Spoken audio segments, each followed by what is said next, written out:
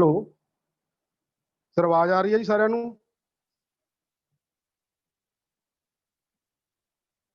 Okay sir.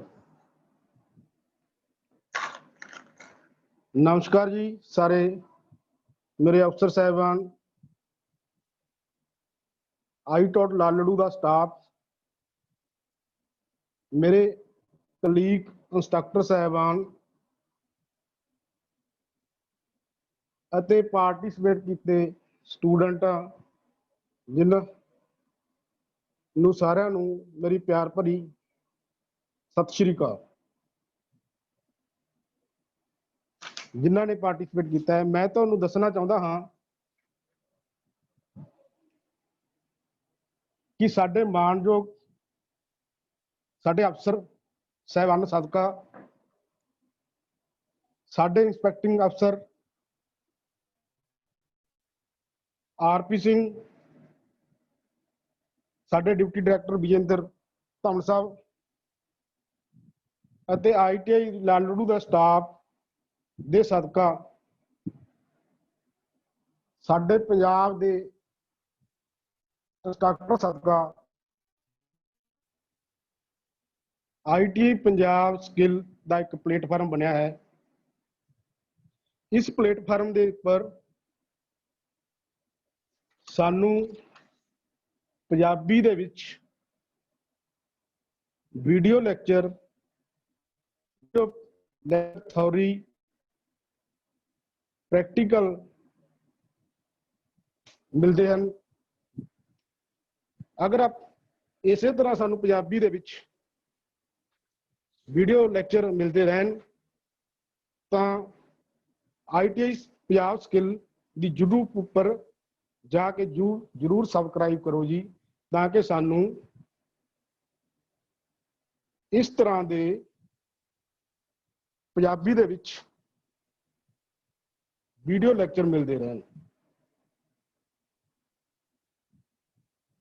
मैं Satish Kumar, electrician instructor,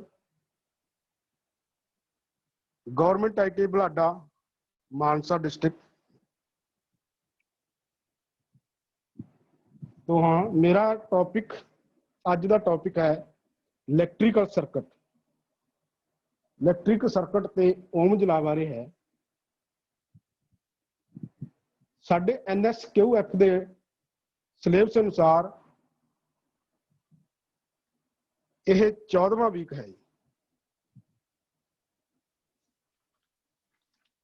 topic आ गया मेरा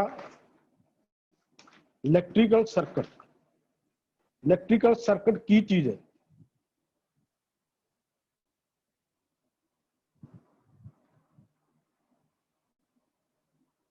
इलैक्ट्रिकल सर्किट वो सर्किट जो कोई पॉजिटिव तार या फेज वाली तार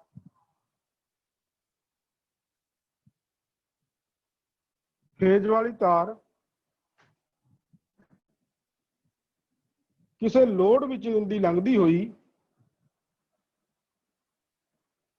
नैगेटिव तार या न्यूट्रल तार नाल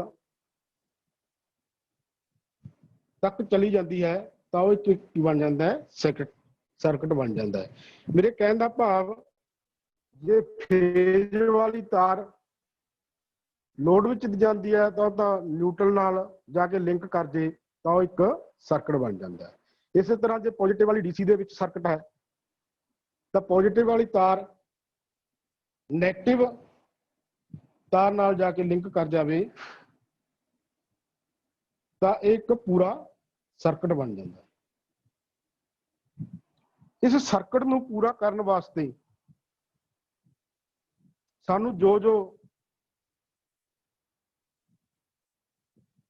चीज़ां चाहिदियां ने उस दे विच नंबर 1 ते आउंदा अपने कोले सोर्स ऑफ इलैक्ट्रिसिटी। भाव आपां कह सकते हैं बिजली का सोमा। यह सर्किट विच करंट स्थापित करता है। जिहड़ा इलैक्ट्रिसिटी का सोमा है, ये की करता है, ਸਰਕਟ ਦੇ ਵਿੱਚ ਕਰੰਟ ਸਥਾਪਿਤ ਕਰਨ ਲਈ ਲੋੜੀਂਦੀ ਬਿਜਲੀ ਵਹਾਇਕ ਬਲ ਆਪਾਂ ਕਹਿੰਦੇ ਆ ਵੋਲਟੇਜ ਨੂੰ ਉਤਪੰਨ ਕਰਦਾ ਹੈ, ਜਿਹਨੂੰ ਆਪਾਂ ਪੋਟੈਂਸ਼ੀਅਲ ਅੰਤਰ ਵੀ ਕਹਿੰਦੇ ਹਾਂ।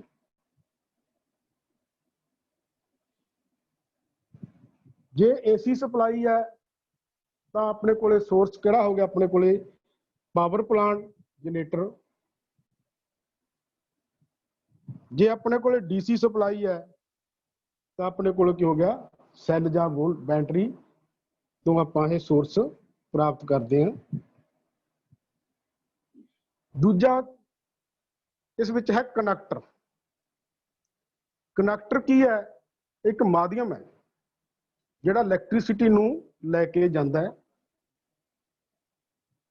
ਸਪਲਾਈ ਨੂੰ ਚੱਲਣ ਲਈ ਜੋ ਮਾਧਿਅਮ ਲਿਆ ਜਾਂਦਾ ਹੈ, ਸਪਲਾਈ ਨੂੰ ਚੱਲਣ ਲਈ ਜੋ ਮਾਧਿਅਮ ਲਿਆ ਜਾਂਦਾ ਹੈ ਉਹ ਤਾਰ ਵੀ ਹੋ ਸਕਦੀ ਹੈ, ਕੋਈ ਤਾਰ ਜਿਹਨੂੰ ਆਪਾਂ ਕੇਬਲ ਵੀ ਕਹਿ ਸਕਦੇ ਹਾਂ, ਜਿਸ ਦੁਆਰਾ ਸਰਕਟ ਵਿੱਚ ਕਰੰਟ ਨੂੰ ਉਚਿਤ ਮਾਰਗ ਪ੍ਰਦਾਨ ਕਰਦੀ ਹੈ। ਜਿਹੜੀ ਇਹ ਤਾਰ ਹੈ ਇਹਦੇ ਦੁਆਰਾ ਆਪਾਂ ਨੂੰ ਕੀ ਹੈ, ਕਰੰਟ ਉਚਿਤ ਮਾਰਗ ਪ੍ਰਦਾਨ ਕਰਦੀ ਹੈ।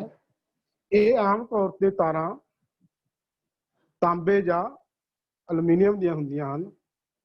ਕੰਡਕਟਰ ਤਾਂ ਆਪਣੇ ਬਹੁਤ ਨੇ, ਜਿਵੇਂ ਆਪਾਂ ਕਹਿ ਸਕਦੇ ਹਾਂ ਤਾਂਬਾ, ਲੋਹਾ, ਆਇਰਨ ਕਹਿ ਦਿੰਦੇ ਆਪਾਂ, ਗੋਲਡ, ਚਾਂਦੀ। ਪਰ ਜਿਹੜੇ ਆਪਣੇ ਜ਼ਿਆਦਾਤਰ ਕੰਡਕਟਰ ਕਿਹੜੇ ਵਰਤੇ ਜਾਂਦੇ ਨੇ, ਤਾਂਬਾ ਤੇ ਐਲੂਮੀਨੀਅਮ। ਇਹ ਇਸੇ ਲਈ ਜ਼ਿਆਦਾਤਰ ਵਰਤੇ ਜਾਂਦੇ ਨੇ ਕਿਉਂਕਿ ਇੱਕ ਤਾਂ ਇਹਨਾਂ ਦੀ ਕਾਸਟ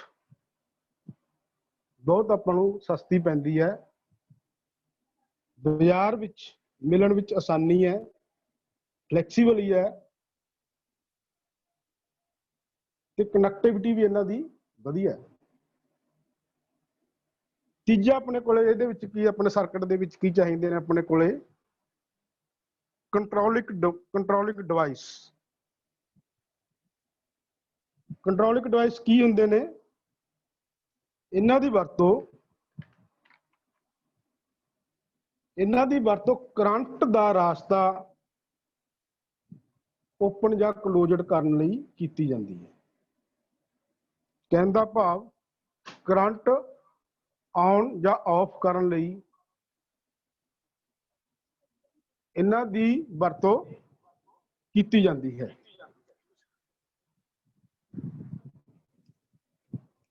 ਇਹ ਡਿਵਾਈਸ ਆਪਣੇ ਕੋਲੇ ਕਿਹੜੇ ਹੁੰਦੇ ਨੇ, ਇਹ ਡਿਵਾਈਸ ਹੁੰਦੇ ਨੇ ਆਪਣੇ ਕੋਲੇ ਸਵਿੱਚਾਂ ਦੇ ਰੂਪ ਵਿੱਚ ਹੁੰਦੇ ਨੇ।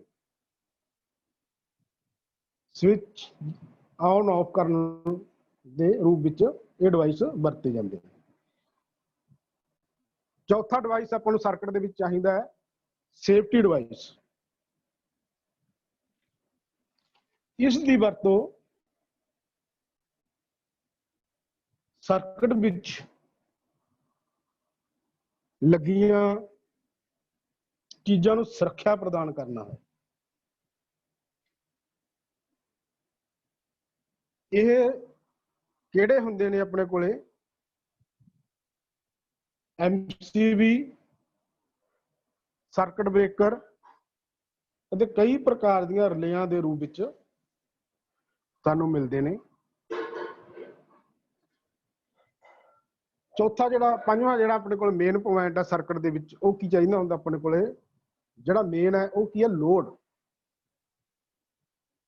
ਜਿਹਦੇ ਤੇ ਸਾਰਾ ਸਰਕਟ ਚੱਲਦਾ ਹੈ। ਬਿਜਲੀ ਸਪਲਾਈ ਦੇ ਸੋਮੇ ਦੀ ਵੋਲਟੇਜ ਅਤੇ ਕਰੰਟ ਅਨੁਸਾਰ ਲਗਾਏ ਗਏ ਲੋਡ ਨੂੰ ਉਪਯੋਗੀ ਲੋਡ ਕਹਿੰਦੇ ਹਨ। ਇਹ ਲੋਡ ਆਪਾਂ ਨੂੰ ਕਿਸ ਰੂਪ ਵਿੱਚ ਹੋ ਸਕਦਾ ਹੈਗਾ, ਹੀਟਰ ਵਿੱਚ ਹੋ ਸਕਦਾ ਹੈ, ਘਰਾਂ 'ਚ ਆਪਣੇ ਲੈਂਪ ਲੱਗੇ ਨੇ, ਲੈਂਪਾਂ ਦੇ ਰੂਪ ਵਿੱਚ ਹੋ ਸਕਦਾ ਹੈ, ਫੈਨ ਦੇ ਰੂਪ ਵਿੱਚ ਹੋ ਸਕਦਾ ਹੈ, ਮੋਟਰਾਂ ਲੱਗੀਆਂ ਹੁੰਦੀਆਂ ਨੇ ਘਰਾਂ 'ਚ, ਮੋਟਰ ਦੇ ਰੂਪ ਵਿੱਚ ਹੋ ਸਕਦਾ ਹੈ, ਕਿਸੇ AC ਦੇ ਰੂਪ ਵਿੱਚ ਹੋ ਸਕਦਾ ਹੈ। ਇਹ ਕੀ ਹੈ, ਆਪਣੇ ਕੋਲੇ ਲੋਡ ਨੇ। ਇਹਨਾਂ ਜਿਹੜੀਆਂ ਪੰਜੇ ਚੀਜ਼ਾਂ ਨਾਲ ਆਪਣਾ ਕੀ ਬਣਦਾ, ਇੱਕ ਸਰਕਟ ਬਣਦਾ। अगे अपने कोले आ गया circuit classification of circuit. Classification circuit किहड़े किहड़े ने अपने कोले? पूर्ण सर्किट, मुक्त सर्किट जिन्होंने आप कहते हैं ओपन सर्किट, शॉर्ट सर्किट। पूर्ण सर्किट जिन्होंने आप कहते हैं क्लोज्ड सर्किट की चीज है? आ तुहानू एक डायग्राम दिखाई है, एक पूर्ण या क्लोज्ड सर्किट दी है। पूर्ण सर्किट उसनू कहते हैं जिस विच लोड बिजली के सोमे की समर्था अनुसार लगाया जा। कहने भाव उहदे जिहड़ा लोड है उहदी वोल्टेज ते करंट की समर्था अनुसार जे आपां उहदे विच कोई लोड लगावांगे वो एक पूर्ण सर्किट हुंदा है। वो पूर्ण सर्किट दे विच होर भी कुछ लग्या हुंदा है। वो की लग्या है? Safety device, connector, controlling device. ये जो लग जाते हैं तो यह की बन जाता एक क्लोज्ड सर्किट बन जाता। क्लोज्ड सर्किट दे अगे गाह जाके जे क्लोज्ड सर्किट विच जो आप रजिस्टेंसां नूं लाउणे आ, रजिस्टेंसां दे अलग अलग जोड़न नाल अपने कोले की बन जाते हैं? अलग अलग सर्किट बन जाते हैं। रजिस्टेंसां नूं आपस दे विच जोड़न नाल कोई सीरीज जोड़ती, कोई पैरेलल दे विच जोड़ती, कोई सीरीज पैरेलल दोनों दे विच जोड़ती, मतलब कि उहदे अलग अलग जोड़न नाल अलग अलग सर्किट बनते हैं। वो किहड़े सर्किट ने अपने कोले? Series circuit, parallel circuit, series parallel circuit जिन्हों आप मिश्रित सर्किट भी कह दें, गुंझलदार सर्किट। सीरीज सर्किट अपने कोले की ने?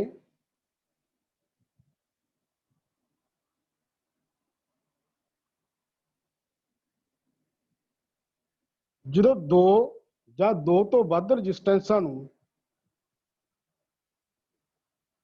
आपस विच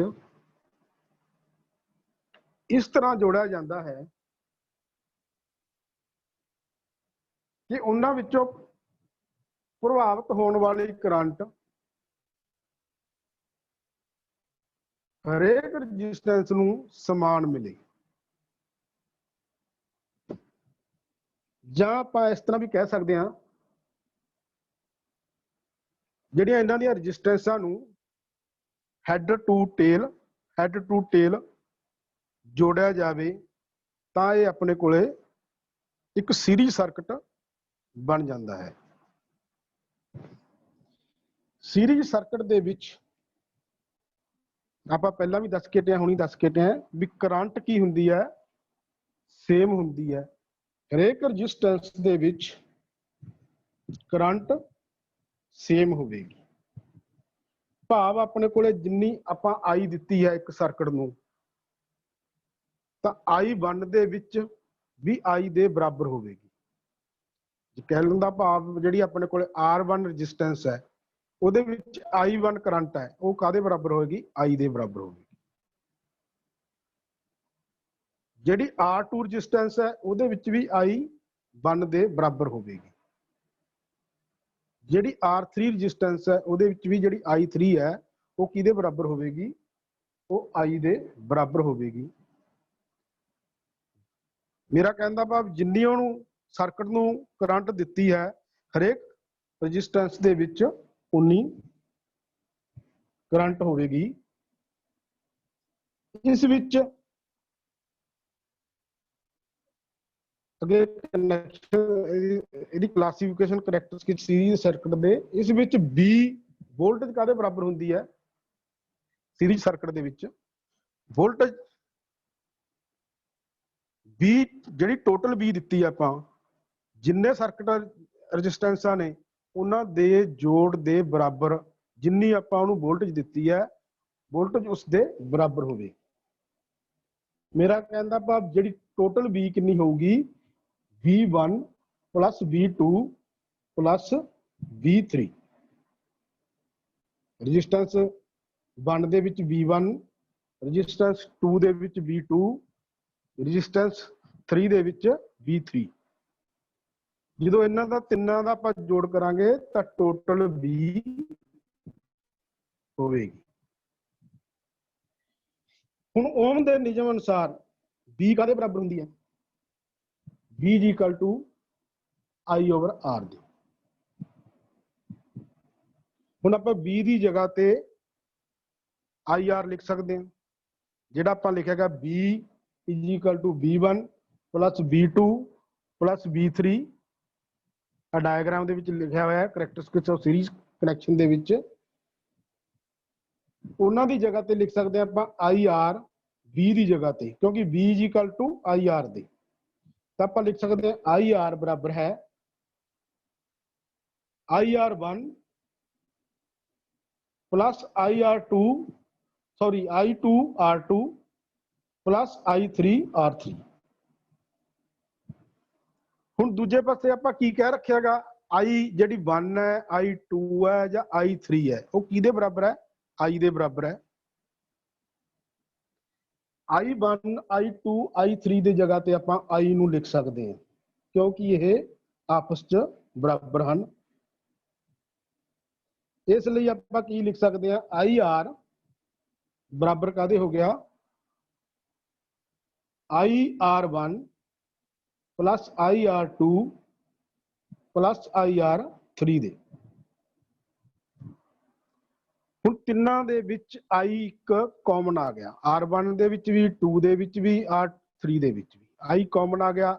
I ਨੂੰ ਆਪਾਂ ਬਾਹਰ ਕੱਢ ਸਕਦੇ ਹਾਂ ਤਾਂ ਆਪਣੇ ਕੋਲ ਕੀ ਆ ਗਿਆ IR is equal to I ਨੂੰ ਕਾਮਨ ਕੱਢ ਲਿਆ, ਬਾਹਰ ਕੱਢ ਲਿਆ ਤਾਂ ਕੀ ਆ ਗਿਆ ਬ੍ਰੈਕਟ ਦੇ ਵਿੱਚ R1 plus R2 plus R3 ਦੇ। I ਦੋਨਾਂ ਪਾਸੇ ਹੋ ਗਿਆ ਯਾਨੀ ਕਿ I ਉਧਰ ਵੀ ਹੋ ਗਿਆ ਬਰਾਬਰ ਦੇ ਉਧਰਲੇ ਪਾਸੇ ਵੀ ਹੋ ਗਿਆ। I ਨੂੰ I ਨਾਲ ਆਪਾਂ ਕੈਂਸਲ ਕਰ ਸਕਦੇ ਹਾਂ ਤਾਂ ਆਪਣੇ ਕੋਲੇ R ਕਿਹਦੇ ਬਰਾਬਰ ਆ ਗਿਆ R is equal to R1 plus R2 plus R3 ਦੇ। ਕੁੱਲ ਰजिस्टेंस ਬਰਾਬਰ ਹੋਵੇਗੀ। ਕਹਿਣ ਦਾ ਭਾਵ ਆਪਣਾ ਕੀ ਹੋ ਗਿਆ ਇੱਥੋਂ ਕੀ ਪਤਾ ਲੱਗਦਾ ਆਪਾਂ ਨੂੰ ਵੀ ਕੁੱਲ ਰजिस्टेंस ਬਰਾਬਰ ਹੋਵੇਗੀ ਸਰਕਟ ਵਿੱਚ ਜਿੰਨੀਆਂ ਲੱਗੀਆਂ ਰजिस्टेंसां ਨੇ ਉਹਨਾਂ ਦੇ ਜੋੜ ਦੇ ਬਰਾਬਰ ਹੋਵੇਗੀ। ਸੀਰੀਜ਼ ਸਰਕਟ ਦੇ ਵਿੱਚ ਜੇ ਆਪਾਂ 3 ਲੈਂਪਾਂ ਸੀਰੀਜ਼ ਦੇ ਵਿੱਚ ਲਗਾ ਦਈਏ ਉਹਨਾਂ ਦੇ ਵਿੱਚੋਂ ਇੱਕ ਲੈਂਪ ਖਰਾਬ ਹੋ ਜਾਵੇ ਤਾਂ ਜਿਹੜੇ ਦੋ ਦੂਜੇ ਲੈਂਪ ਨੇ ਉਹ ਚੱਲਣੇ ਬੰਦ ਹੋ ਜਾਂਦੇ ਨੇ, ਉਹ ਨਹੀਂ ਚੱਲਣਗੇ ਕਿਉਂਕਿ ਉਹ ਸੀਰੀਜ਼ ਦੇ ਵਿੱਚ ਕਨੈਕਸ਼ਨ ਨੇ ਉਹਨਾਂ ਨੂੰ ਕਰੰਟ ਕੀ ਦਿੱਤੀ ਹੋਈ ਆ ਸੇਮ ਦਿੱਤੀ ਹੋਈ ਹੈ। ਇਹ ਸਰਕਟ ਨੂੰ ਆਪਾਂ ਓਪਨ ਸਰਕਟ ਵੀ ਕਹਿ ਸਕਦੇ ਹਾਂ ਜਾਂ ਖਰਾਬ ਸਰਕਟ ਵੀ ਕਹਿ ਸਕਦੇ ਹਾਂ। ਜਿਹੜਾ ਆਪਣੇ ਕੋਲੇ ਸਜਾਵਟੀ ਲੜੀਆਂ ਪਹਿਲਾਂ ਆਪਣੇ ਕੋਲੇ ਲੱਗਦੀਆਂ ਸੀ, ਅੱਜ ਕੱਲ ਤਾਂ ਚੈਨਾ ਮੇੜ ਲੱਗਣ ਲੱਗ ਗਈਆਂ, ਉਹ ਚ ਡਬਲ ਤਾਰ ਪਾਈ ਜਾਂਦੀ ਹੈ। ਪਹਿਲਾਂ ਆਪਣੇ ਕੋਲੇ ਜਿਹੜੀਆਂ ਸੀਰੀਜ਼ ਦੇ ਵਿੱਚ ਸਜਾਵਟੀ ਲੜੀਆਂ ਹੁੰਦੀਆਂ ਸੀ ਉਹ ਇਸੇ ਤਰ੍ਹਾਂ ਹੀ ਕਨੈਕਸ਼ਨ ਹੁੰਦੇ ਸੀ ਸੀਰੀਜ਼ ਦੇ ਵਿੱਚ। ਉਹਨਾਂ ਦੇ ਵਿੱਚੋਂ ਜੇ ਇੱਕ ਲੈਂਪ ਵੀ ਇੱਕ ਬਲਬ ਵੀ ਖਰਾਬ ਹੋ ਜਾਂਦਾ ਸੀ ਤਾਂ ਉਹ ਸਾਰੀ ਲੜੀ ਬੰਦ ਹੋ ਜਾਂਦੀ ਸੀ। ਸਰਕਟ ਵਿੱਚ ਜੇ ਹੋਰ ਰजिस्टेंस ਨੂੰ ਜੋੜ ਦਿੱਤਾ ਜਾਵੇ ਤਾਂ ਇਸ ਸੀਰੀਜ਼ ਸਰਕਟ ਦੇ ਵਿੱਚ ਸਰਕਟ ਦੀ ਕੁੱਲ ਰजिस्टेंस ਵੱਧਦੀ ਹੈ। ਜੇ ਇਹਦੇ ਵਿੱਚ ਆਪਾਂ ਕੋਈ ਹੋਰ ਮੰਨ ਲਓ ਪਹਿਲਾਂ 3 ਰजिस्टेंसां ਜੋੜੀਆਂ ਨੇ, ਚੌਥੀ ਰजिस्टेंस ਲਿਆ ਕੇ ਇਹਦੇ ਚ ਆਪਾਂ ਹੋਰ ਜੋੜਤੀ ਤਾਂ ਇਹਦੀ ਕੁੱਲ ਰजिस्टेंस ਕੀ ਹੋਊਗੀ ਵਧੂਗੀ ਸੀਰੀਜ਼ ਸਰਕਟ ਦੇ ਵਿੱਚ। ਦੂਜਾ ਕਿਹੜਾ ਆ ਗਿਆ ਆਪਣੇ ਕੋਲੇ ਪੈਰਲਲ ਸਰਕਟ।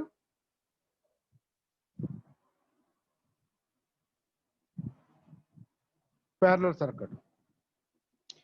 ਸਰਕਟ ਆਪਣੇ ਕੋਲੇ ਉਹ ਸਰਕਟ ਹੁੰਦਾ ਹੈਗਾ ਜਿਸ ਵਿੱਚ ਦੋ ਜਾਂ ਦੋ ਤੋਂ ਵੱਧ ਰਜਿਸਟੈਂਸਾਂ ਨੂੰ ਇਸ ਤਰ੍ਹਾਂ ਜੋੜਿਆ ਜਾਵੇ ਕਿ ਹਰੇਕ ਰਜਿਸਟੈਂਸ ਦਾ ਪੋਜ਼ਿਟਿਵ ਪੁਆਇੰਟ ਜਾਂ ਆਪਾਂ ਕਹ ਲਈਏ ਫੇਜ਼ ਵਾਲਾ ਪੁਆਇੰਟ ਇੱਕ ਤਾਰ ਨਾਲ ਜੋੜਿਆ ਜਾਵੇ ਅਤੇ ਨੈਗੇਟਿਵ ਪੁਆਇੰਟ ਜਾਂ ਆਪਾਂ ਕਹਿ ਲਈਏ ਨਿਊਟਰਲ ਵਾਲਾ ਪੁਆਇੰਟ ਦੂਸਰੀ ਤਾਰ ਨਾਲ ਜੋੜਿਆ ਜਾਵੇ। ਭਾਵ ਆਪਾਂ ਕੀ ਕਹਿ ਸਕਦੇ ਹਾਂ ਇਹਨੂੰ, ਹੈਡ ਟੂ ਹੈਡ ਤੇ ਟੇਲ ਟੂ ਟੇਲ ਜੋੜਿਆ ਜਾਵੇ, ਉਸ ਨੂੰ ਆਪਾਂ ਕੀ ਕਹਾਂਗੇ, ਪੈਰਲਲ ਸਰਕਟ। ਪੈਰਲਲ ਸਰਕਟ ਦੇ ਵਿੱਚ ਵੋਲਟੇਜ ਹਰੇਕ ਰੈਜ਼ਿਸਟੈਂਸ ਨੂੰ ਸੇਮ ਮਿਲੇਗੀ। ਸੀਰੀਜ਼ ਸਰਕਟ ਦੇ ਵਿੱਚ ਕਰੰਟ ਸੇਮ ਮਿਲਦੀ ਸੀ, ਪੈਰਲਲ ਸਰਕਟ ਦੇ ਵਿੱਚ ਕੀ ਹੋਊਗੀ, ਵੋਲਟੇਜ ਹਰੇਕ ਸਰਕਟ ਦੇ ਵਿੱਚ ਸੇਮ ਹੋਵੇਗੀ। ਹੁਣ ਉਹਦੇ ਉਹੀ ਉਸੇ ਤਰ੍ਹਾਂ ਹੀ ਲੈ ਲਿਆ ਆਪਾਂ, ਜਿਵੇਂ I ਲਿਆ ਸੀ, ਹੁਣ ਇਹਦੇ ਵਿੱਚ V ਕਾਹਦੇ ਬਰਾਬਰ ਹੋਗੀ ਆਪਣੇ ਕੋਲੇ, V = V/1। ਕਹਿਣ ਦਾ ਭਾਵ ਜਿਹੜੀ ਰੈਜ਼ਿਸਟੈਂਸ 1 ਦੇ ਵਿੱਚ ਵੋਲਟੇਜ ਹੈ ਉਹਨੂੰ ਆਪਾਂ V1 ਲੈ ਲਿਆ। V1 = V2 ਦੇ, ਜਿਹੜੀ R2 ਰੈਜ਼ਿਸਟੈਂਸ 2 ਆਪਣੇ ਕੋਲੇ ਉਹਨੂੰ ਆਪਾਂ V2 ਲੈਣਾ ਹੈ, ਜਿਹੜੀ ਰੈਜ਼ਿਸਟੈਂਸ 3 ਉਹਨੂੰ ਆਪਾਂ V3 ਲੈਣਾ। यानी कि B अपने को V1 बराबर है V2 बराबर है V3, मतलब कि आपस चारों च बराबर ने, क्योंकि सारियां दे विच वोल्टेज की है अपने को सेम है। पर पैरेलल सर्किट दे विच करंट की है, करंट वंडी जाती है।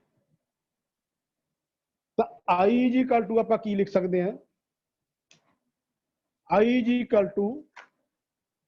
= I1 plus R1, sorry, I = I1 plus I2 plus I3 ਦੇ। ओम ਦੇ ਸਿਧਾਂਤ ਅਨੁਸਾਰ I ਕਿਹਦੇ ਬਰਾਬਰ ਹੁੰਦੀ ਹੈ ਆਪਣੇ ਕੋਲੇ, B/R ਦੇ। ਹੁਣ I ਦੀ ਜਗ੍ਹਾ ਤੇ ਆਪਾਂ ਇੱਥੇ ਵੀ ਉਸੇ ਤਰ੍ਹਾਂ ਹੀ VR ਲਿਖ ਸਕਦੇ ਹਾਂ। VR ਕਾਹਦੇ ਬਰਾਬਰ ਹੋ ਗਿਆ, V1/R1 plus V2/R2 plus V3/R3।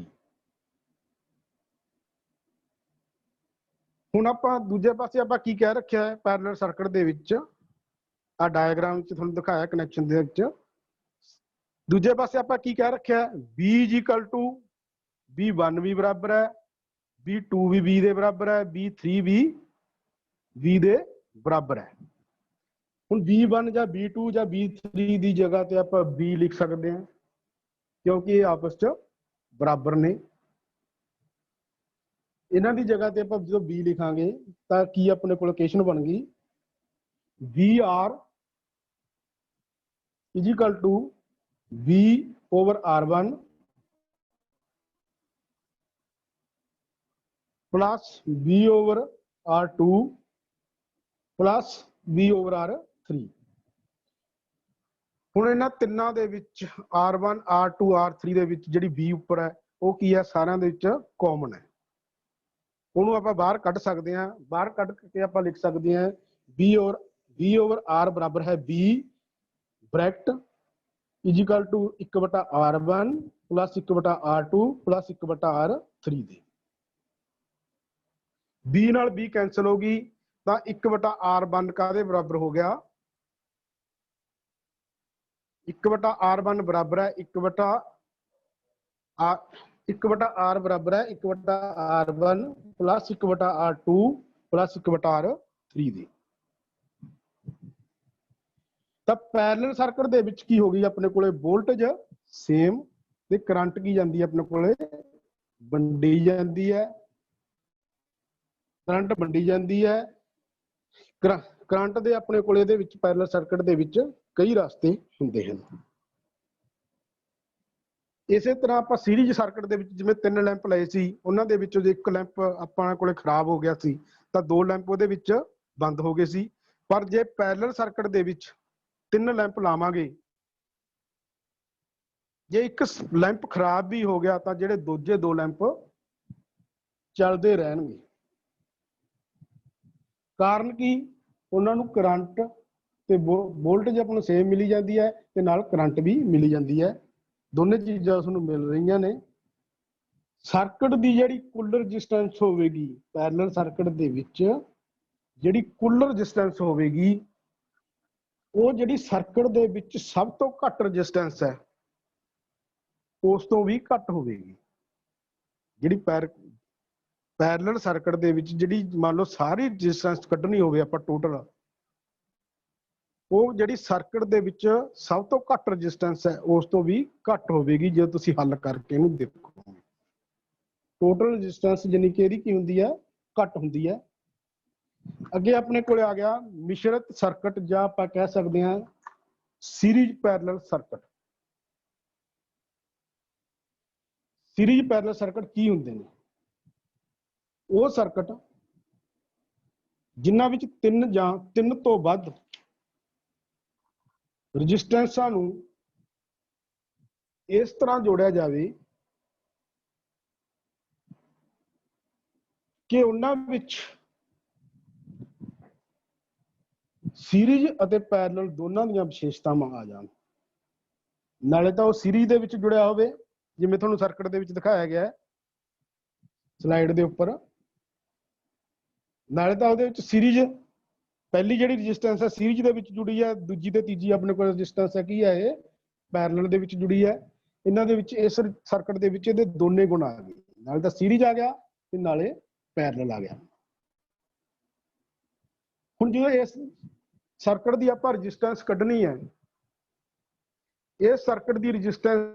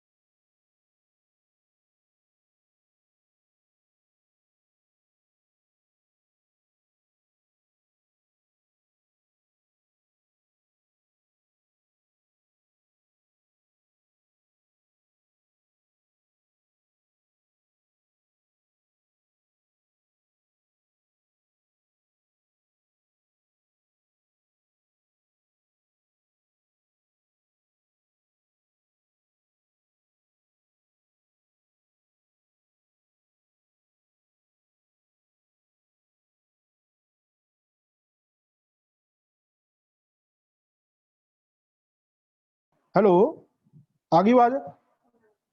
Okay sir, आवाज आ गई जी। दोबारा रिपीट करने लगा जी मैं थोड़ा गुंझलदार सर्किट। गुंझलदार सर्किट मैं थोड़ा दोबारा रिपीट करने लग गया, कंटैक्ट टुट गया थोड़ा जा।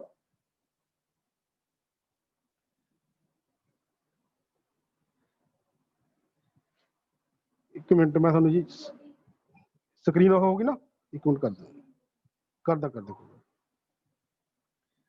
2 मिनट जी बस। आ स्क्रीन ऑफ नहीं हो रही है ना,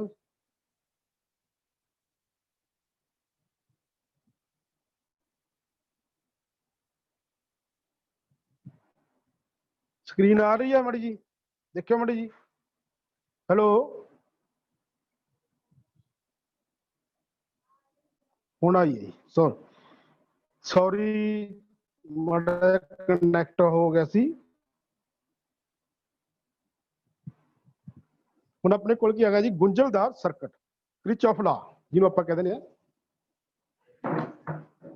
ਗੁੰਝਲਦਾਰ ਸਰਕਟ ਉਸ ਨੂੰ ਕਿਹਾ ਜਾਂਦਾ ਹੈ ਜਿਸ ਵਿੱਚ ਸਰਕਟ ਦੀ ਰੈਜ਼ਿਸਟੈਂਸ ਕਿਸੇ ਖਾਸ ਵਿਧੀ ਨਾਲ ਨਹੀਂ ਜੋੜੀ ਜਾਂਦੀ। ਸਰਕਟ ਦੀ ਰੈਜ਼ਿਸਟੈਂਸ ਕਿਸੇ ਖਾਸ ਵਿਧੀ ਨਾਲ ਨਹੀਂ ਜੋੜੀ ਜਾਂਦੀ, ਜਿਹੇ ਸਰਕਟ ਨੂੰ ਆਪਾਂ ਗੁੰਝਲਦਾਰ ਸਰਕਟ ਕਹਿੰਦੇ ਆ। ਸਰਕਟ ਦੇ ਵਿੱਚ ਇਲੈਕਟ੍ਰਿਕ ਇਹ ਸਰਕਟ ਕਿਹੜੇ ਹੁੰਦੇ ਨੇ ਜਿਹੜੇ ਇਲੈਕਟ੍ਰੀਕਲ ਸਰਕਟ ਹੁੰਦੇ ਨੇ ਕਿਹੜੇ ਹੁੰਦੇ ਨੇ ਆਪਣੇ ਕੋਲ ਇਹ ਸਰਕਟ ਜਿਹੜੇ ਇਲੈਕਟ੍ਰੀਕਲ ਸਰਕਟ ਹੁੰਦੇ ਨੇ ਇਹਨਾਂ ਦੀ ਰੈਜ਼ਿਸਟੈਂਸ ਕਿਸੇ ਖਾਸ ਵਿਧੀ ਨਾਲ ਨਹੀਂ ਲਗਾਈ ਜਾ ਸਕਦੀ। ਇਹਨਾਂ ਨੂੰ ਗਿਆਤ ਕਰਨ ਲਈ ਕਿਰਚੌਫ ਦਾ ਨਿਯਮ ਵਰਤਿਆ ਜਾਂਦਾ ਹੈ।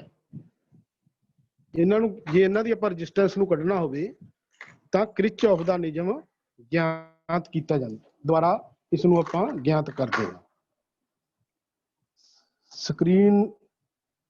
ਸਕਰੀਨ ਆ ਰਹੀ ਕਿਰਚੌਫ ਦਾ ਨਿਯਮ ਦੋ ਨਿਯਮ ਨੇ। ਪਹਿਲਾ ਨਿਯਮ ਆਪਣੇ ਕੋਲੇ ਕਰੰਟ ਨਿਯਮ, ਦੂਸਰਾ ਨਿਯਮ ਆਪਣੇ ਕੋਲੇ ਵੋਲਟੇਜ ਨਿਯਮ। ਕਰੰਟ ਨਿਯਮ ਆਪਾਂ ਨੂੰ ਕੀ ਦੱਸਦਾ ਹੈ? ਸਕਰੀਨ ਆ ਰਹੀ? ਸਕਰੀਨ ਨਹੀਂ ਆ ਰਹੀ ਹੈ ਨਾ, ਇੱਕ ਮਿੰਟ।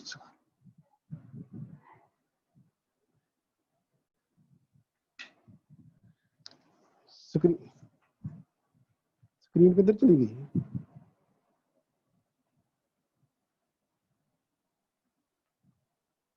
ਕਿੱਥੇ ਵਾ ਗਈ ਸਕਰੀਨ? तो कुछ लो स्क्रीन आ रही है एक मुंडा मुंडा हेलो हेलो सर, स्क्रीन आ रही है जी?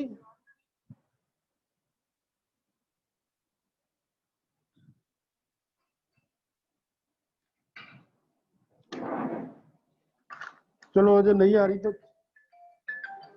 हेलो सर, स्क्रीन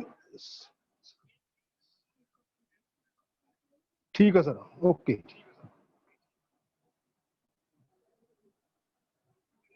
हाँ जी, हाँ करी जाना जी। आ गई जी? ठीक है सर, ठीक है सर, कर दूंगा कर।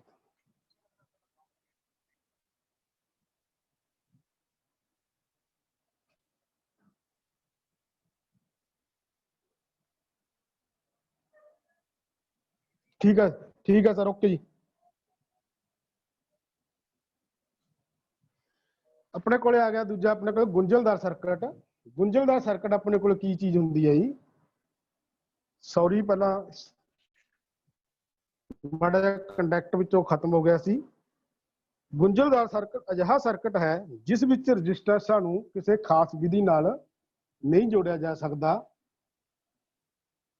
यह जे सर्किट किहड़े हुंदे ने अपने कोले? इलैक्ट्रीकल सर्किट, इलैक्ट्रॉनिक सर्किट हुंदे ने सॉरी।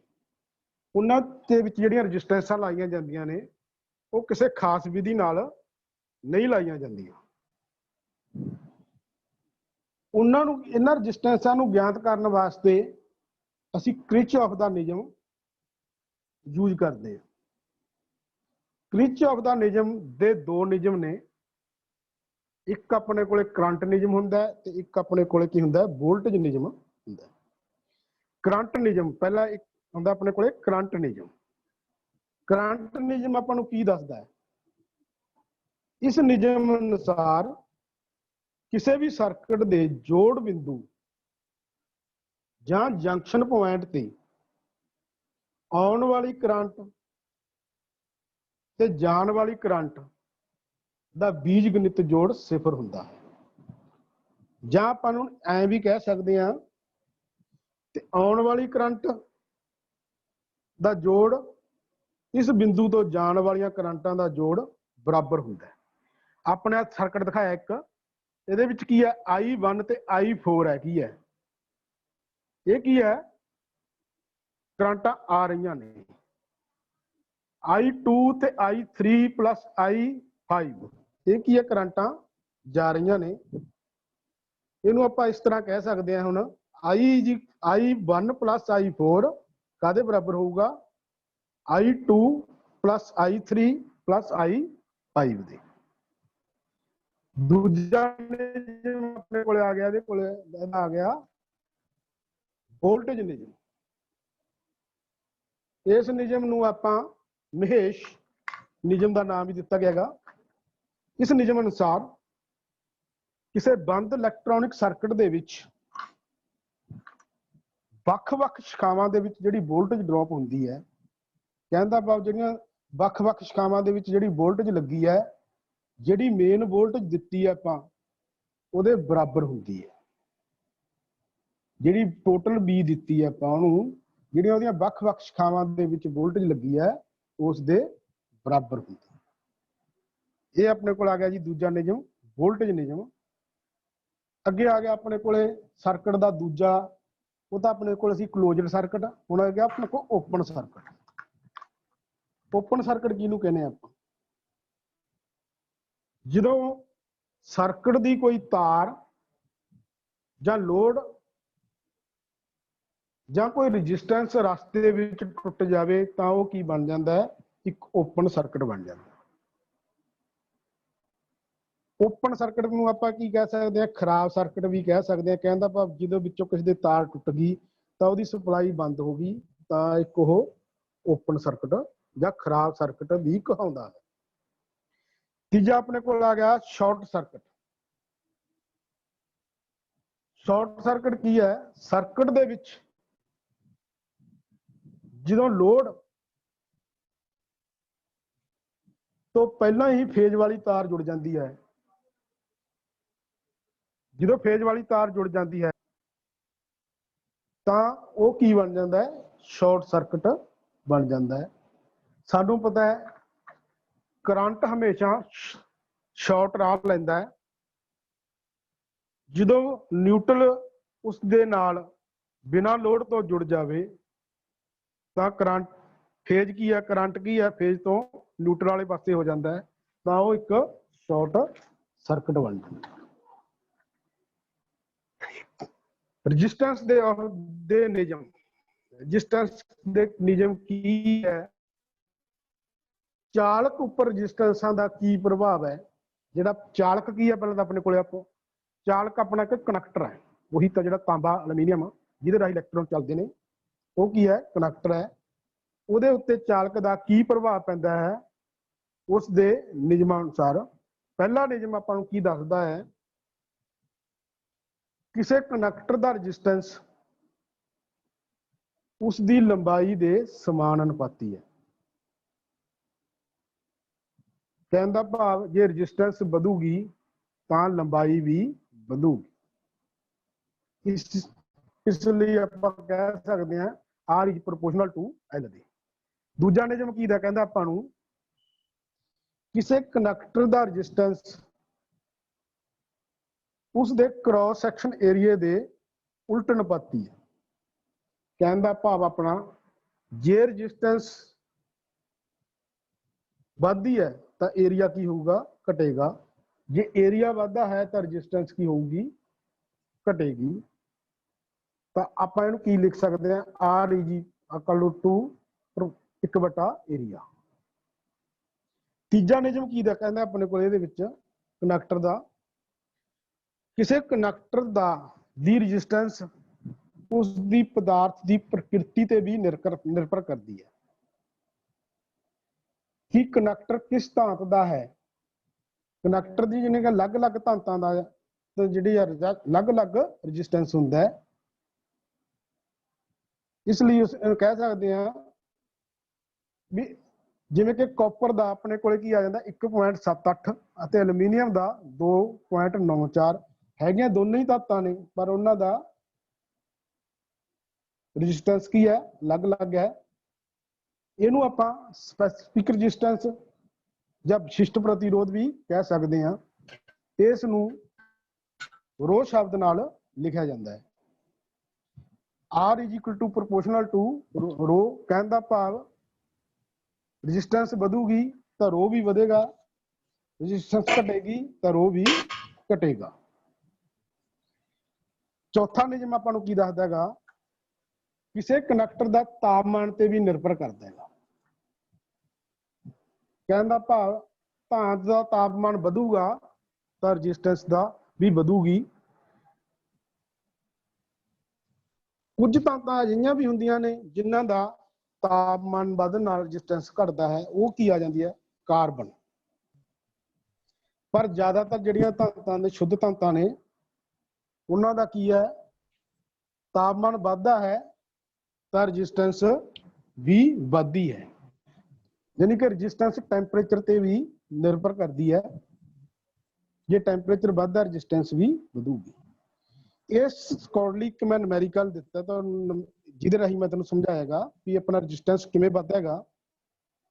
मैंने एक तार की लंबाई लई 200 मीटर, ਉਹਦਾ कॉट खेत्रफल ले लिया मैंने 1.071 वर्ग सेंटीमीटर।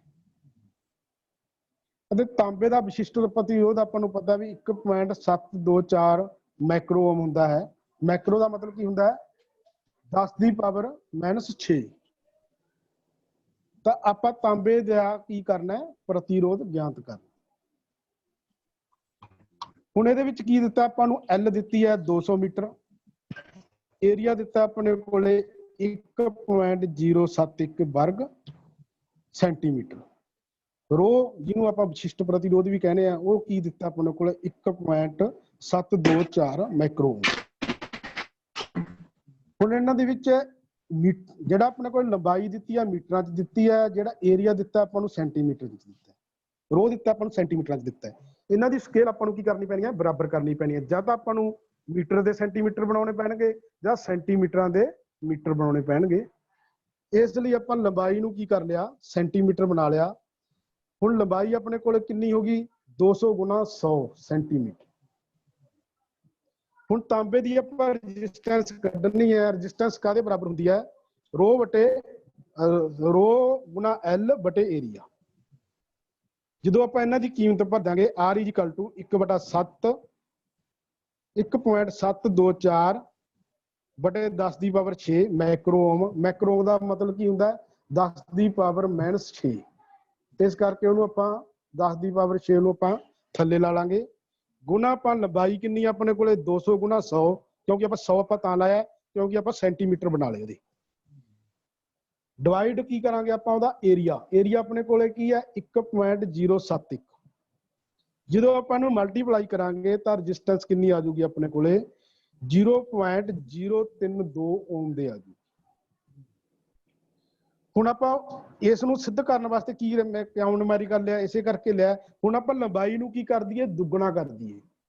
कहंदा पहलां लई सी आपां 200 मीटर ते हुण आपां की लै लई लंबाई नूं 400 मीटर ले लिया, लंबाई दुगनी कर ली।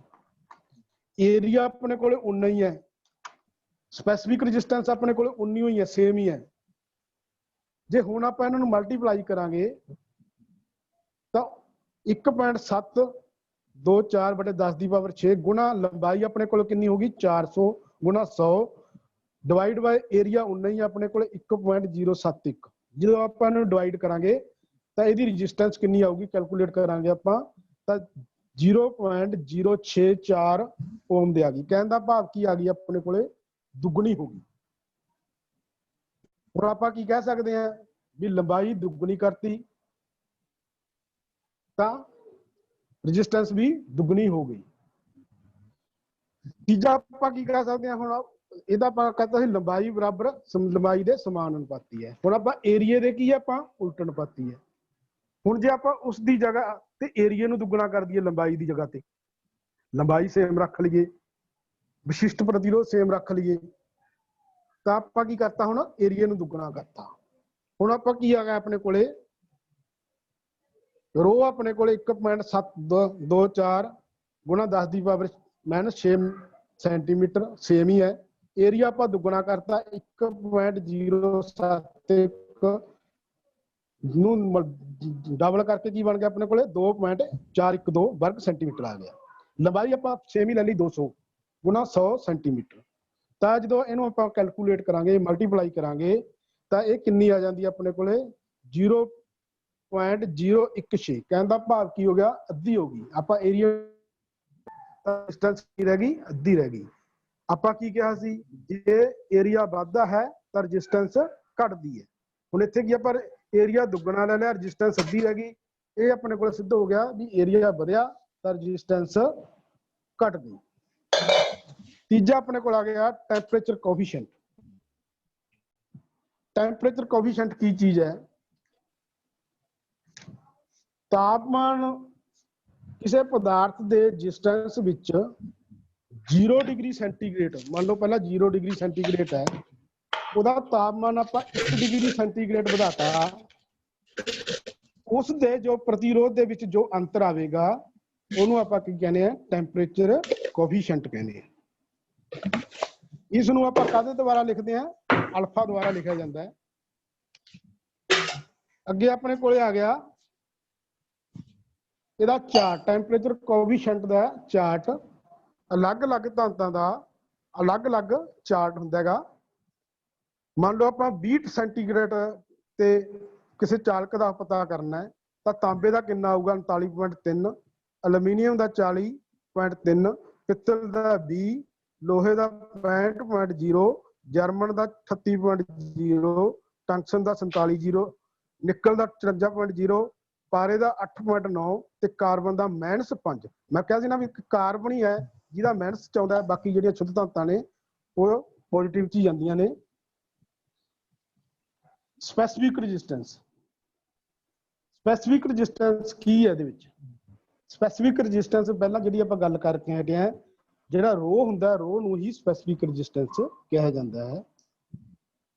ਕਿਸੇ ਪਦਾਰਥ ਦਾ ਇਕਾਈ ਘਣ, ਜੇ ਆਪਾਂ ਇਹਦੀ ਡੈਫੀਨੇਸ਼ਨ ਦਈਏ ਤਾਂ ਡੈਫੀਨੇਸ਼ਨ ਕੀ ਹੈ? ਕਿਸੇ ਪਦਾਰਥ ਦਾ ਇਕਾਈ ਘਣ ਦੇ ਆਮਣੋ ਸਾਹਮਣੇ ਦੇ ਤਲਾਂ ਵਿਚਕਾਰ ਦੇ ਪ੍ਰਤੀਰੋਧ ਨੂੰ ਉਸ ਦਾ ਵਿਸ਼ਿਸ਼ਟ ਪ੍ਰਤੀਰੋਧ ਕਹਿੰਦੇ ਹਨ। ਇਸ ਨੂੰ ਰੋ ਸ਼ਬਦ ਦੁਆਰਾ ਪ੍ਰਗਟ ਕੀਤਾ ਜਾਂਦਾ ਹੈ। ਅੱਗੇ ਆ ਗਿਆ ਆਪਣੇ ਕੋਲੇ ਓਮਜ ਲਾ। ਓਮਜ ਲਾ ਕੀ ਹੈ ਅਸਲ ਚ? ਓਮਜ ਲਾ ਦੇ ਵਿੱਚ ਤਿੰਨ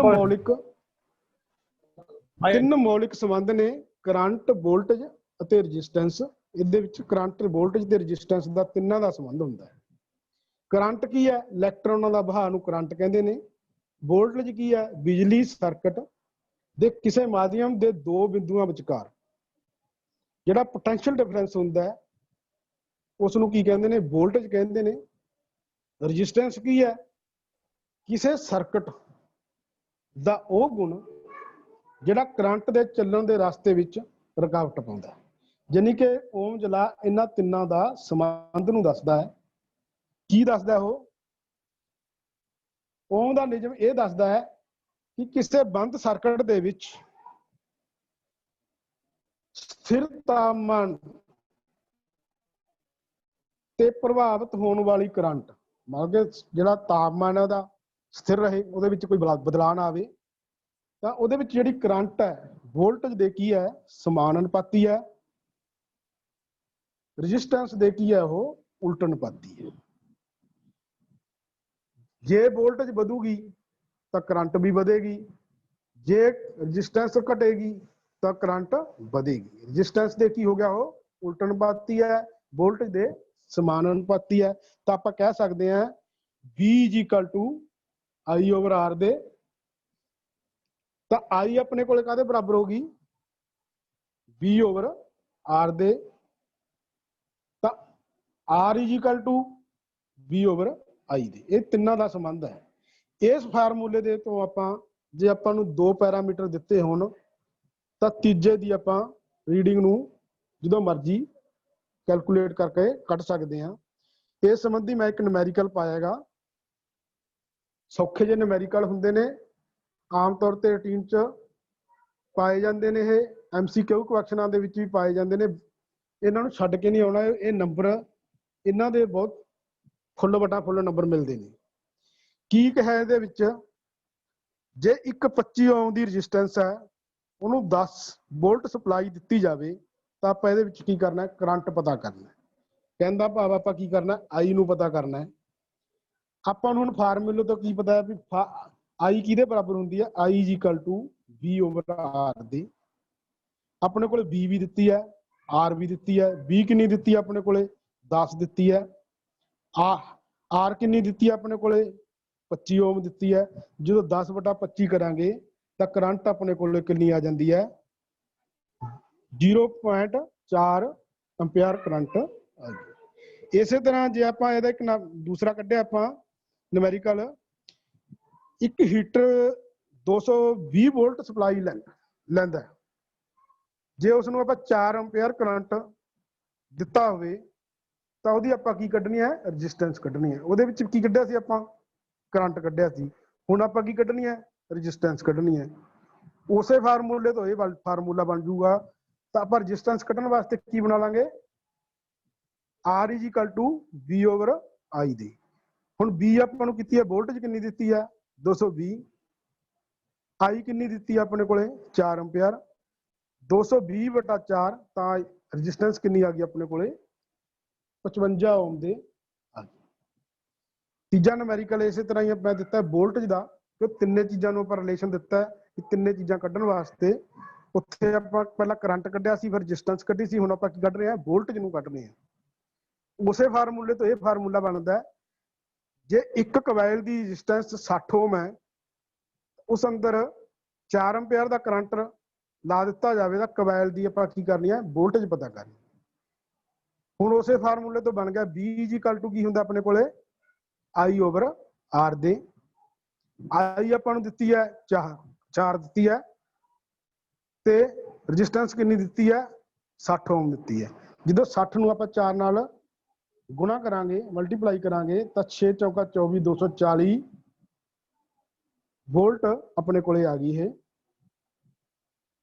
ਕਈ ਵਾਰੀ ਆਪਣੇ ਕੋਲੇ ਅਜਿਹੇ ਵੀ ਦਿੱਤੇ ਹੁੰਦੇ ਨੇ ਵੀ ਜਿਨ੍ਹਾਂ ਦੀ ਮਤਲਬ ਕਿ ਵੋਲਟੇਜ ਨੂੰ ਆਪਾਂ ਨੂੰ ਆਪਣੇ ਆਪ ਹੀ ਕੰਸੀਡਰ ਕਰਨਾ ਪੈਂਦਾ ਹੈ। ਕਹਿੰਦਾ ਭਾਵ, ਜੇ ਮੰਨ ਲਓ ਕਿਤੇ ਦੇਤਾ ਵੀ ਆਪਾਂ ਸਿੰਗਲ ਫੇਜ਼ ਵੋਲਟੇਜ, ਤਾਂ ਉੱਥੇ ਆਪਣੀ ਵੋਲਟੇਜ ਕਿੰਨੀ ਹੋਊਗੀ, ਆਪਣੇ 220 ਤੋਂ 230। ਜਿੱਥੇ ਆਪਣੇ ਕੋਲ ਸਿੰਗਲ ਫੇਜ਼ ਵੋਲਟੇਜ ਆ ਗਈ ਤਾਂ ਉੱਥੇ ਕੀ ਹੁੰਦੀ ਹੈ, ਮੰਨ ਲਓ ਉੱਥੇ ਨਹੀਂ ਦਿੱਤੀ ਆਪਾਂ ਨੂੰ ਕਿਸੇ ਪਾਸੇ, ਤਾਂ 220 ਤੋਂ ਆਪਾਂ 230 ਲੈ ਸਕਦੇ ਹਾਂ।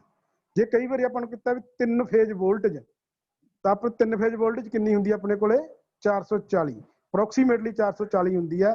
ਤਾਂ ਆਪਾਂ ਅਪਰੋਕਸੀਮੇਟਲੀ 440 ਉਹਨੂੰ ਲੈ ਸਕਦੇ ਹਾਂ। ਇਸ ਤਰ੍ਹਾਂ ਆਪਾਂ ਇਹ ਕੱਢ ਸਕਦੇ ਹਾਂ। ਪਾਵਰ ਅੱਗੇ ਆਪਣੇ ਕੋਲ ਆ ਜਾਂਦਾ, ਪਾਵਰ ਵੀ ਆਪਾਂ ਇਸੇ ਤੋਂ ਕੱਢ ਸਕਦੇ ਹਾਂ। ਕਿਸੇ ਚੀਜ਼ ਦੀ ਆਪਾਂ ਪਾਵਰ ਕੱਢਣੀ ਹੈ, hello sir, okay sir, okay.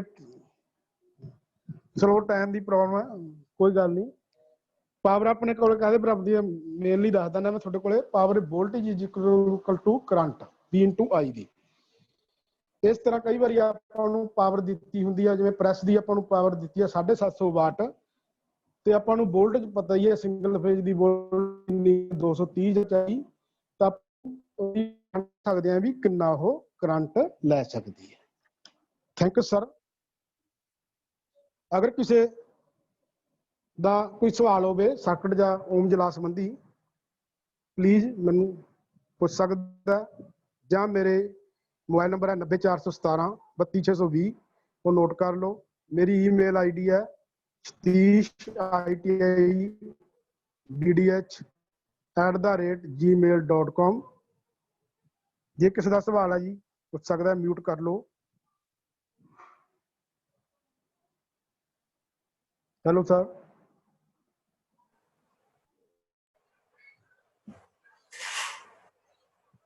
नमस्ते सर जी। हेलो,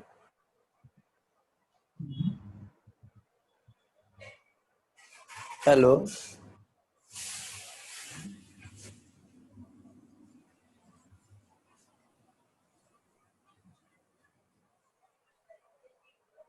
हेलो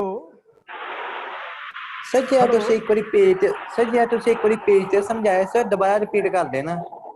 पेज वाला मैं ਤੁਹਾਨੂੰ ਇੱਕ ਹਾਂ ਕਰ ਦਿੰਦਾ। ਉਹ ਮੈਂ ਤੁਹਾਨੂੰ ਇੱਕ ਨੂਮੈਰੀਕਲ ਲਿਆ ਸੀ, ਉਹਦੇ ਵਿੱਚ ਕੀ ਕੀਤਾ ਸੀਗਾ, ਆਪਾਂ ਕਹਿ ਰਹੇ ਨੇ ਵੀ ਲੰਬਾਈ ਦੁੱਗਣੀ ਹੁੰਦੀ ਹੈ, ਲੰਬਾਈ ਦੁੱਗਣੀ ਹੁੰਦੀ ਹੈ ਜੇ ਕਰਾਂਗੇ ਤਾਂ ਆਪਣੇ ਕੋਲੇ ਰੈਜ਼ਿਸਟੈਂਸ ਵੀ ਦੁੱਗਣੀ ਆ ਜਾਏਗੀ। ਉਹਦੇ ਵਿੱਚ ਮੈਂ ਕੀ ਕੀਤਾ ਵੀ 200 ਮੀਟਰ ਦੀ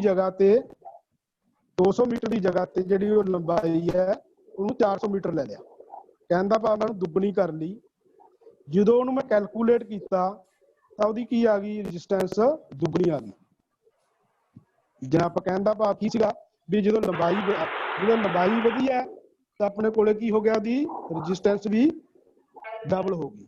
ਫਿਰ ਮੈਂ ਉਹਦਾ ਆਪਾਂ ਏਰੀਏ ਤੇ ਕੀਤਾ ਇੱਕ ਏਰੀਏ ਤੇ ਕੀ ਕੀਤਾ ਵੀ ਜੇ ਏਰੀਏ ਨੂੰ ਆਪਾਂ ਦੁੱਗਣਾ ਕਰਤਾ, ਆਪਾਂ ਕਹਿ ਰਹੇ ਹਾਂ ਨਾ ਵੀ ਜੇ ਏਰੀਆ ਵਧੇਗਾ ਤਾਂ ਰੈਜ਼ਿਸਟੈਂਸ ਘਟੇਗੀ। ਜਦੋਂ ਮੈਂ ਏਰੀਏ ਨੂੰ ਦੁੱਗਣਾ ਕਰਤਾ, ਲੰਬਾਈ ਓਨੀ ਰੱਖ ਲਈ, ਵਿਸ਼ਿਸ਼ਟ ਪ੍ਰਤੀਰੋਧ ਓਨਾ ਰੱਖ ਲਿਆ, ਤਾਂ ਉਹਦੀ ਏਰੀਏ ਦਾ ਜਿਹੜਾ ਵਧਣ ਨਾਲ ਉਹਦੀ ਜਿਹੜੀ ਰੈਜ਼ਿਸਟੈਂਸ ਹੈ ਕੀ ਹੋ ਗਈ, ਘਟ ਗਈ, ਕਹਿੰਦਾ ਭਾਵ ਅੱਧੀ ਰਹਿ ਗਈ। ਇਹ ਉਸ ਚੀਜ਼ ਨੂੰ ਇਹ ਸਿੱਧ ਕੀਤਾ ਸੀ। ਪਤਾ ਲੱਗਿਆ ਕੁਛ? ਹਾਂਜੀ ਸਰ 10 ਦੀ ਪਾਵਰ 6 ਕਿਉਂ ਲਵਾਂਗੇ? 10 ਦੀ ਪਾਵਰ ਮੈਕਰੋ, ਜਦੋਂ ਆਪਾਂ ਨੂੰ ਮੈਕਰੋ ਜਿਹੜਾ ਵਿਸ਼ਿਸ਼ਟ ਰੂਪ ਪ੍ਰਤੀਰੋਧ ਹੁੰਦਾ ਨਾ ਉਹ ਮੈਕਰੋ ਓਮ 'ਚ ਹੁੰਦਾ ਹੈਗਾ। ਮੈਕਰੋ ਓਮ ਨੂੰ 10 ਦੀ ਪਾਵਰ -6 ਦੇ ਹੁੰਦਾ। 10 ਦੀ ਪਾਵਰ -6 -6 ਥੱਲੇ ਲੱਗ ਜਾਂਦਾ ਡਿਵਾਈਡ ਬਾਈ ਮੈਕਰੋ ਓਮ ਕਰਕੇ, ਜਿਹਨੂੰ ਆਪਾਂ ਮੈਕਰੋ ਓਮ ਕਹਿੰਦੇ ਆ। Thank you sir.